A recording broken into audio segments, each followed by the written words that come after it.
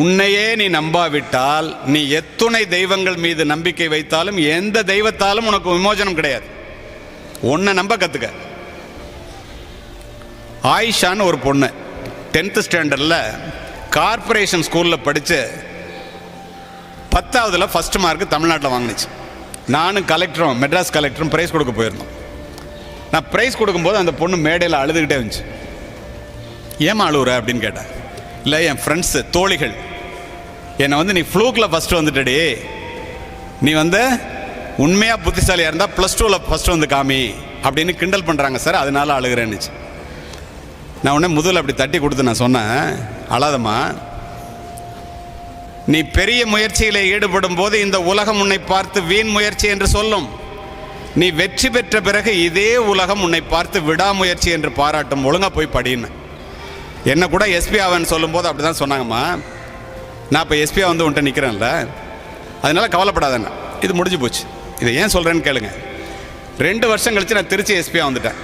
அந்த பொண்ணோட சொந்த ஊர் திருநெல்வேலி, படித்தது அவங்க அப்பா கார்பரேஷனில் வேலை பார்த்ததுனால மெட்ராஸில். திருநெல்வேலியிலேருந்து உங்களை பார்க்குறதுக்கு ஒரு அம்மா அப்பா ஒரு பொண்ணு வந்திருக்காங்கன்னு என்ன திருச்சிக்கு எஸ்பியாக 2 வருஷம் கழித்து வந்தோன்னே சொல்கிறான். கான்ஸ்டபிள் சொல்கிறான், என்னோடய ரூமில் கேமரா இருக்கும், அதில் பார்த்தா ஒரு அம்மா அப்பா ஒரு புள்ள. ஏன்னா எங்கேயோ பார்த்த மாதிரி இருக்கேன்னு நினைக்கிறேன். எங்கே பார்த்தேன்னு எனக்கு ஞாபகம் இல்லை. உள்ளே வந்தாங்க. +2 ரிசல்ட் 1 மாதம். அந்த பொண்ணு அங்கேருந்து சார் என்ன தெரியுதா உங்களுக்கு, நான் தான் ஆயிஷான்னுச்சு. தெரியலையம்மா அப்படின்னு. பின்னடியிலேருந்து ஒரு அட்டை எடுத்துச்சு. நீ பெரிய முயற்சியில் ஈடுபடும் போது இந்த உலகம் உன்னை பார்த்து வீண் முயற்சி என்று சொல்லும். நீ வெற்றி பெற்ற பிறகு இதே உலகம் உன்னை பார்த்து விடாமுயற்சி என்று பாராட்டும்னு எழுதி வச்சு இப்படி காமிச்சிச்சு பாரு. பட்டுன்னு எனக்கு இந்த பொண்ணு அங்கே பார்த்தோம்ல அப்படின்னு நான் நினச்சேன்.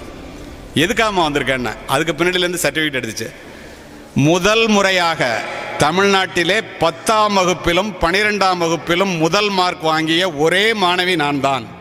ப்ரூவ் பண்ணிவிட்டு உங்கள்கிட்ட வந்திருக்கேன் சார்னுச்சு. எப்படி முடியுது?